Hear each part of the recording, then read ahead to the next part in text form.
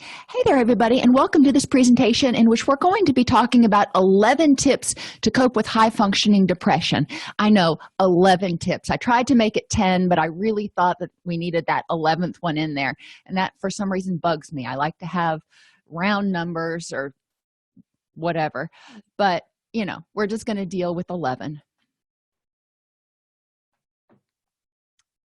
There is a lot more information on our YouTube channel, but this is just hitting the highlights. If you are clinically depressed right now, this is not a replacement for therapy by any means, but these are some tips that you can add to your therapy to help recover more quickly. And these are things that you can do when you are feeling well to prevent or mitigate the onset of another episode.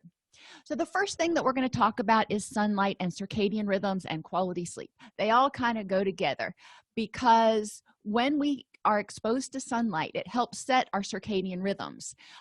Sunlight tells our brain it's time to wake up, and darkness tells our brain it's time to go to sleep, which helps regulate our cortisol and a bunch of other hormones that help us know when it's time to be awake and when it's time to have energy and when it's time to eat. All of that contributes to quality sleep. If our circadian rhythms are out of whack, then we are likely not going to get tired at the right times, and we may not get good quality sleep. We know that when we are sleep deprived, our threat response system, our HPA axis, is activated, which contributes to anxiety and distress and potentially depression. So believe it or not, good quality sleep at the right times is really important to coping with depression. Hydration is another really easy intervention. When we get as little as 2% dehydrated, we start having difficulty with energy, fatigue, concentration, and decision making. Staying hydrated is not hard to do. Keep a cup with you or a water bottle with you. You're going to be more tempted to sip on it throughout the day. Eat colorfully is the third suggestion. Our body makes the hormones and neurotransmitters that we need to feel happy and healthy and energized from the food that we eat. A lot of people aren't into counting calories and macros and micros and this and that and the other, and that is fine. That is totally cool. A dietitian friend of mine suggested to my class one time to eat colorfully. If you can aim to have 3 different colors, not different shades of white or brown, but 3 actual different colors on your plate at every meal, you're probably going to have good nutrition. If you are a vegan, it is possible to get very good nutrition. Being a vegan, you have to be a little bit more attentive to what you're eating to make sure that you're getting all of your essential amino acids, but it is definitely possible. Minimize stimulants. When we are depressed, we often feel fatigued, foggy-headed, have difficulty concentrating, and we reach for those stimulants to help us focus and have energy and maybe feel just a little bit better. But those stimulants are basically just turning up our threat response system, turning up our HPA axis, which means we're going to have, just like when we eat sugar, we're going to have a harder crash at the end. Additionally, stimulants tend to stay in our system for a while, caffeine being one of the worst. It stays in our system for up to 12 hours after we consume it. So what you're consuming at noon may still be impairing your sleep quality at 10, 11 o'clock at night. Minimizing stimulants is going to help you in the long run. Don't go cold turkey. You'll probably have headaches and all kinds of other things, and you're going to really hate the notion. If you're going to minimize them, start weaning off slowly. If you need to connect with your doctor to see how to do this effectively, do so. If you tend to have migraines, definitely consult with your doctor before you start altering anything about your nutrition, including your ingestion of caffeine or nicotine. Number 5 is something we forget to do, and it's add in the happy. And what I mean by that is we need to actually proactively do things that make us happy in order to prompt our body to secrete those happy neurochemicals, the dopamine, the serotonin, the things that we really want to feel. Add in the happy. pay attention to your senses. What do you smell that makes you happy? What things, go to Target or Walmart or one of those places and smell some of the little wax tarts and see which ones that you smell that make you go, oh, that smells good. That's adding in the happy. That is triggering your brain to send out relaxing neurochemicals. You can look at essential oils if you want to. You can go into your kitchen and smell certain spices that you have. For me, cloves is a big one. When I was a little kid, we used to take oranges and put whole cloves and cinnamon sticks in the oranges and make Christmas ornaments. So the smell of citrus and cloves together reminds me of a happy time in my life. You may not have that same experience. It's important for you to know what smells make you happy. Look for things that make you happy that are sights. What kinds of memes, what kinds of pictures do you have on your phone? Maybe you have pictures of your kids or your dogs or flowers, whatever it is that makes you happy. Keep a online scrapbook, if you will. It may be in your Google Photos of memes and pictures and things that make you happy. Add things in your environment, your car, your home, your office, if you're allowed, that you can look at, that are present for you, that you're noticing on a regular basis throughout the day, that make you smile. That is going to be really important. You don't have to do anything, super extravagant. Just pictures, memes, smells, sounds. What sounds make you happy? I love the sound of eastern towhees and black-capped chickadees. I love the sound of their calls.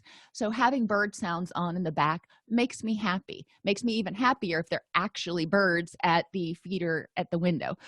Those are things that I do to make me happy. What makes you happy? Increasing the happy triggers in your environment is going to prompt more calming chemicals throughout your body.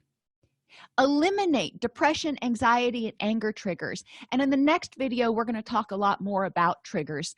But, it's important to remember that when we look around, there are things that we see, hear, smell, do that can trigger depression and a sense of, or anger or anxiety and a sense of hopelessness and helplessness. All of those things may make depression worse or may make you feel increasingly overwhelmed. So eliminate some of those things. For me, having chaos, having piles of stuff everywhere increases my sense of being overwhelmed, which can make me feel a little bit depressed or edgy or irritable sometimes.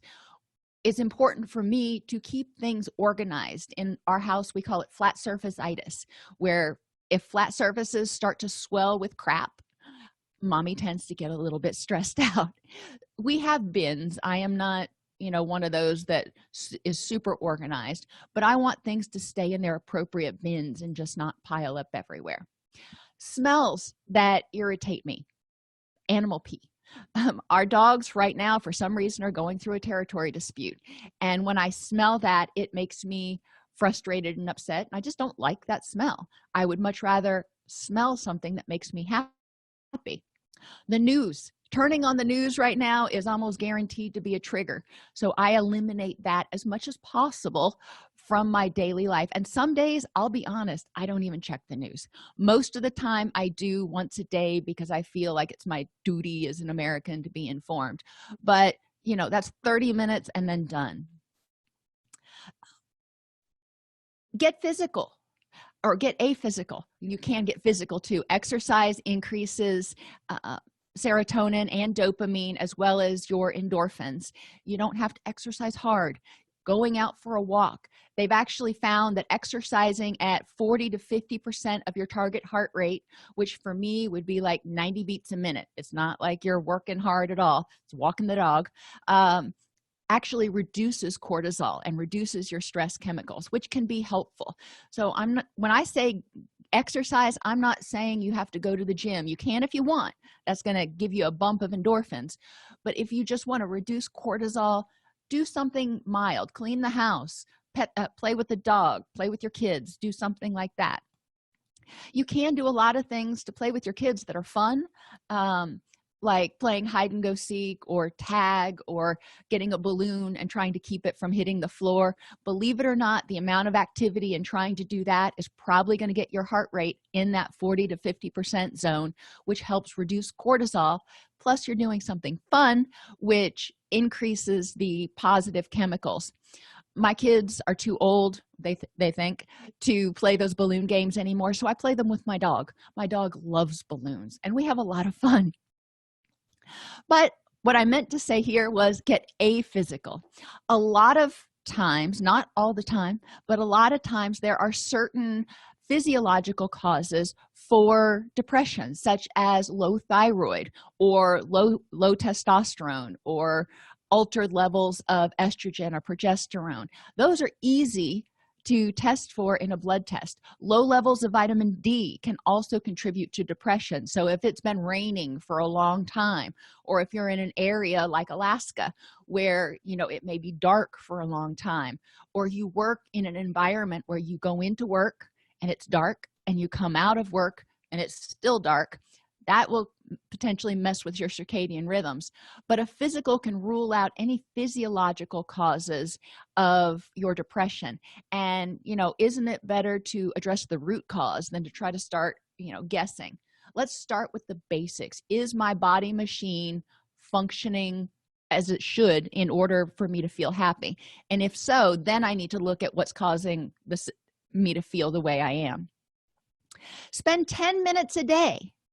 10 minutes, that's not that long. Spend 10 minutes each day journaling or reflecting on the positive. If you drive to work or ride the subway or whatever it is that you ride, you probably have 10 minutes that you can think through the day and reflect only on the positive. Think about what happened during the day that went well, that you did well, that made you feel good, or even just things that you're seeing as you're driving that make you happy. I was driving to work yesterday and I saw a little baby groundhog, and I love groundhogs. They are so cute. And this one wasn't much bigger than a squirrel, and he was just sitting up like a little meerkat. So cute. And that made me happy. Reflecting on the positives for the day makes your brain switch gears. It doesn't mean we're ignoring the negative all day long. We're not just ignoring the threats to our own detriment, but we have to force ourselves to also notice the positive. And this can help us become more psychologically flexible and able to notice both the threats as well as the safety and positive factors in a situation and in an environment. Check for medication side effects. There are a lot of medications out there that do have mood side effects, and they just put out an article today from the FDA, and I can't remember the name of the medication, but it's one that's used for asthma as well as allergies that has been shown to contribute to increases in depression and suicidality in a fair number of people, and the FDA is now requiring them to add a black box warning on it, just like they do on some of the antidepressants. So you wouldn't have thought that a seasonal allergy medication could make you depressed. Blood pressure medications, statins, your cholesterol medications. There are a lot of different medications that can contribute to depression. So how do you find that out? Well, the easiest way is to go online and search for the name of your medication and the word depression to see if it is associated, or search for medications associated with depression side effects, and that will tell you if people commonly have depression as a side effect of that medication. Another one that often causes people depression is the Dramamine. So if you're taking Dramamine, some people will find that contributes to their feelings of depression. Be aware, if you're taking something sporadic like Dramamine, and you notice that when you take it you feel really awful, well, that's what we call a clue, and you may want to talk to your doctor about alternatives for that kind of medication. Finally, address negative, extreme, or personalized thinking styles. When we are in a negative mindset, when we are seeing the world as dangerous, scary, threatening, we feel helpless and hopeless, you know what we notice? The negative. We are on high alert trying to protect ourselves from that big bad world. We're not noticing the positive things. It is important to address those negative thinking styles and look for the facts. If I feel like this is a particularly dangerous situation or a particularly depressing situation, what are the facts for and against it? What is positive in my life? There are a lot of different ways to address negative thinking styles. Extreme thinking is when you use words like always, all, never, none, everybody. Rarely are things 100% one way or another. So whenever you start using extreme words, replace them with more mild words, many people instead of everybody, and look for examples of exceptions to when this happened. Instead of saying everybody always leaves, which is one of the favorite phrases of one of my best friends, thinking about who has left and who has stayed, and do they always leave? And generally, you know, if you find somebody who has stayed, then that disproves both aspects of that extreme thinking. Now, many people could leave, but does everybody always leave? So we want to address this extreme thinking in terms of right now the coronavirus that's going around. I've heard a lot of extreme thinking and extreme statements like everybody is eventually going to get it, or everybody who gets it gets super ill. And that's just not the case. If you look at the facts, if you look at the actual data, there's thousands and thousands of people who've gotten this virus and haven't gotten sicker than anything except for like a mild cold. And there are also, you know, probably tens of thousands of people who've been infected whose symptoms were so mild they didn't even get tested. We do want to pay attention to our extreme thinking and see if we're catastrophizing or confusing something that is low probability with something that is high probability. A lot of times when we use extreme thinking, we start thinking that things are probable, that this is probably going to happen, when in reality it's possible. You know, just about anything's possible, but the probability is pretty minuscule. And finally, those personalized thinking styles where we take everything personally. It's my fault, or they did it because they don't like me, or they are angry with me. Or think of 3 examples whenever you have a personalized thought like that that's negative. Think of 3 examples or 3 explanations of why that might have happened that had nothing to do with you. Absolutely nothing to do with you. This helps you become more psychologically flexible and consider all the options, and it can help you feel less hopeless and helpless. And finally, one more, I guess I could have put in 12, focusing on what you can control. 2 of the key features of depression are feelings of hopelessness and helplessness. Well, when we feel helpless, we're going to probably feel hopeless. It's important that we focus on aspects of the situation that we have control over. You have control over some aspects of virtually every situation, and figuring out what you do have control over and those aspects you didn't. You can't get too tied up in that. A tornado just came through Middle Tennessee. I had no control over that tornado. You know, there was nothing I could have done about that. What was I able to do? I was able to get my family down into our safe space before the tornado came through. Those are things that we want to focus on. What are we able to do? I wasn't able to prevent the destruction and loss of life, and that is devastating to me. However, what can I do in this situation? I can help the survivors rebuild. Remembering to focus on, have the courage to change the things you can. I hope those 12 tips were helpful for you, and I will see you in the next video.